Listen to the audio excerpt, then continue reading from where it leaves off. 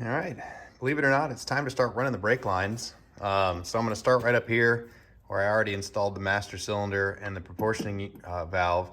They provided a nice bracket and some pre-bent lines. It seems like it fits really nice, except as I alluded to earlier in one of the other videos, this guy runs into this plug. So you can see this actually needs to go a little bit further down, and it's hitting this. So I'm sure a lot of y'all know how this goes, but I started out intending to work on the brakes, and then I went, oh, well, this doesn't fit. And so then you go into this sort of wild goose chase to figure out, what these wires do and if I can modify this, and that turns into, well, maybe I want to completely redo the wiring. And so we have to focus. Let's focus on the brakes. And what I eventually found after poring over all the wiring diagrams is this green and this tan line right here. One is for a temp sensor, which I won't need, and one is for a TCS solenoid, which I also don't need. So I actually, the easiest thing I can do is basically just snip these wires, come in here and cut out this portion of the plug. What I'd like to do is completely remove this and go to a military style cannon plug. But I just don't need to do that. And let's just focus again, focus. So back to the brakes.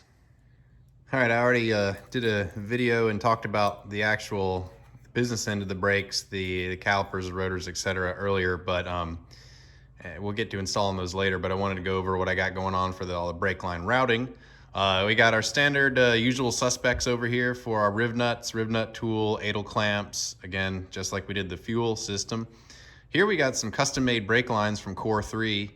Tobin at Core 3, I mentioned him before. He spent a lot of time with me helping me get the floater set up on the axle and getting the brakes all picked out, but his company makes these lines, provides the tabs, the fittings, and everything else you kind of need to work with the brake system. I'll point out that because Wilwood just has to be different, their fittings into their brake calipers are NPT, they're 1/8 inch NPT instead of like a flare fitting or a banjo fitting. I don't know why they do that, but that means he actually provides you with these extra little angles that help convert. So there's that. This is the lightest, cheapest parking brake you'll ever see. It's just a hydraulic valve, and so this one will go in the line to the back, the rear brakes. So in order to do the parking brake, all you've got to do is press the brake, turn the valve, and from what I've read, this will stay on for days. These are just some 1/8 inch NPT fittings to flare fittings that are going to allow me to run into this parking brake.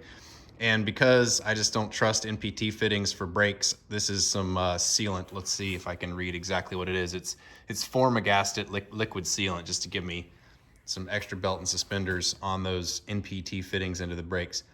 Then over here we got the line I splashed out for nickel copper or NiCop or copper nickel, whatever you want to call it, line.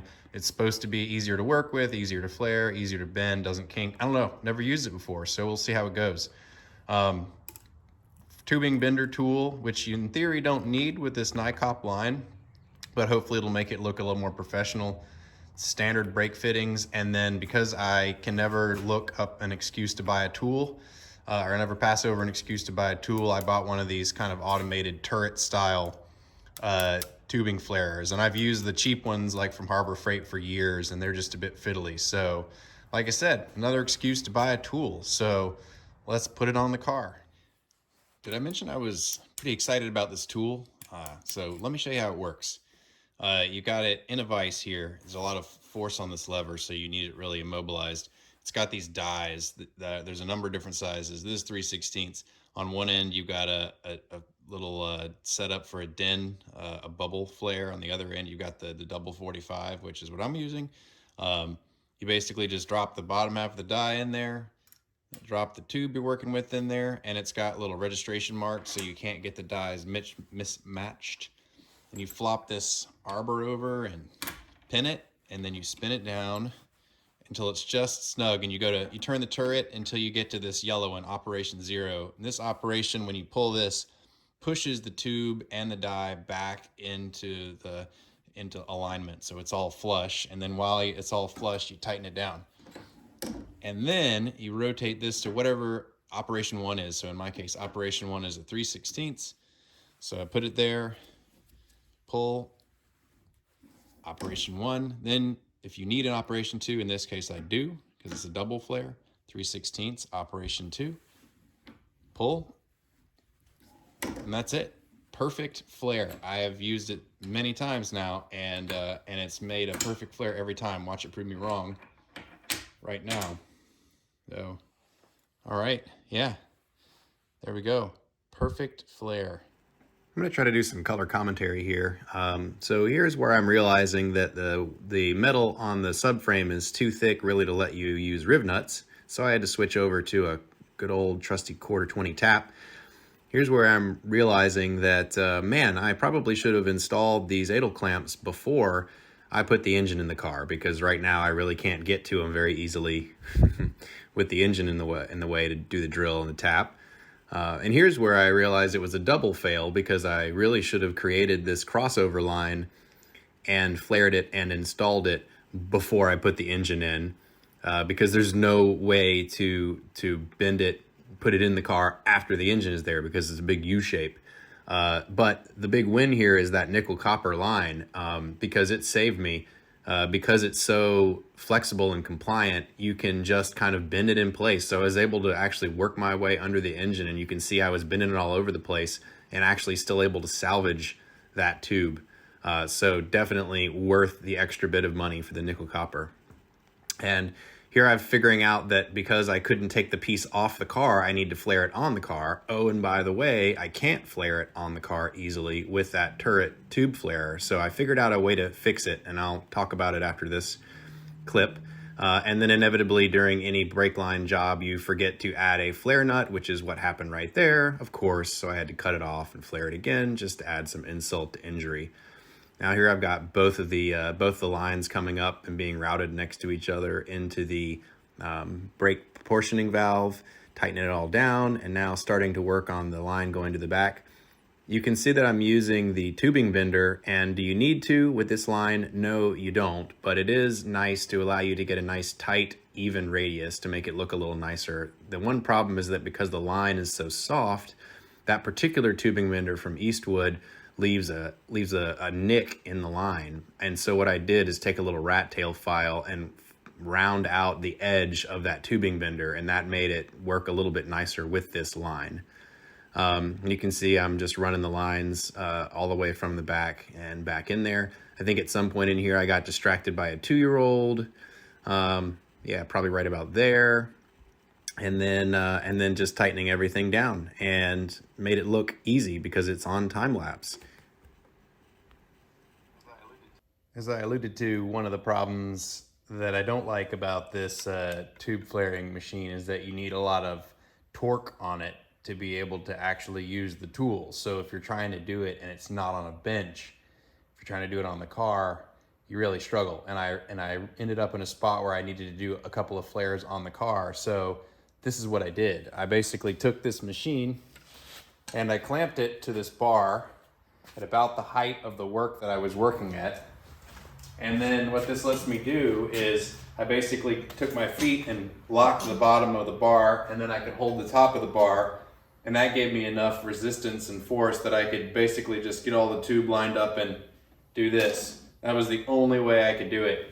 But it actually worked out all right. So as long as you can kind of get the bar where you need it on the car, you can actually use this turret tool in place on the car.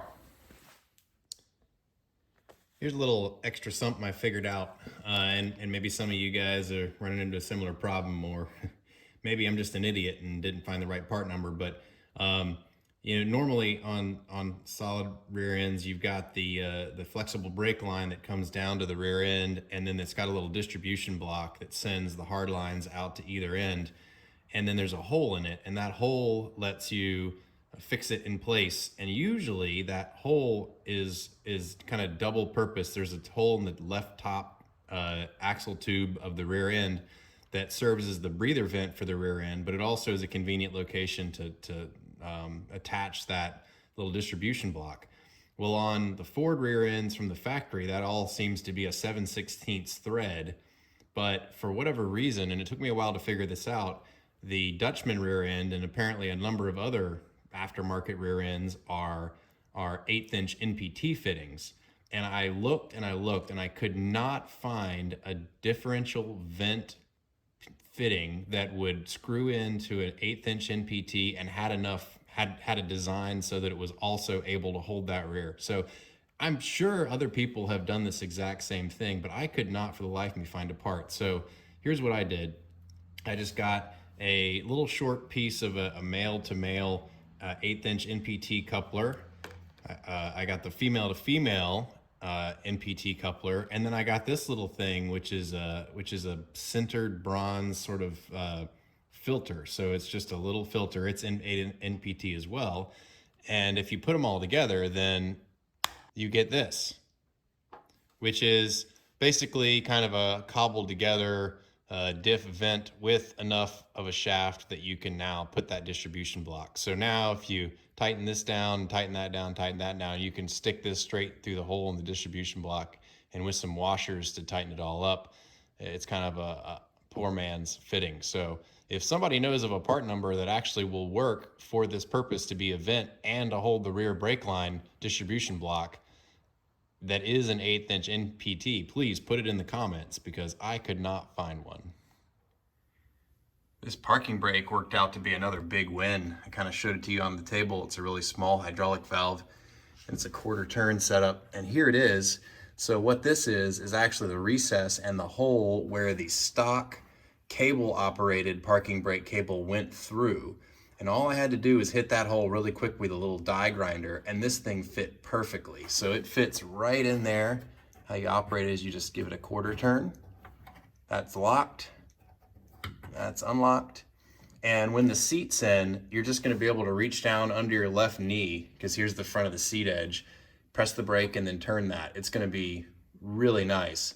And I'll show you in a second under the car that the routing was super simple as well. So definitely it's almost like it was made for it. I could package it as a kit and sell it for hundreds and hundreds of dollars. Yeah, this shot is not gonna make for good TV, but if you're still hanging in with me at this point in the video, you're a die-hard viewer and you really wanna know exactly how I routed these lines. So here we go. Here's a passenger front right there, kind of comes in. There's an adel clamp. It goes down under the engine. As I was saying before, that was a dumb move not to do this line before I put the engine in, but so be it. Then it kind of routes down there, comes across this cross beam, goes back up underneath the steering column, and pops up right there. I've got a double adel clamp, kind of joining both the front left and right together. They run over together and up. I didn't do spirals on these because I've got solid body mount, so there's really not going to be a whole lot of motion. I'm also going to have stabilizer braces going up here, so no coils needed. The rear comes down this way, comes down inside of this pinch weld. Try not to blind you with the shop light back there. Then routes back there. There's the outside of the hydraulic parking brake coming through the original parking brake cable run that I talked about just a second ago.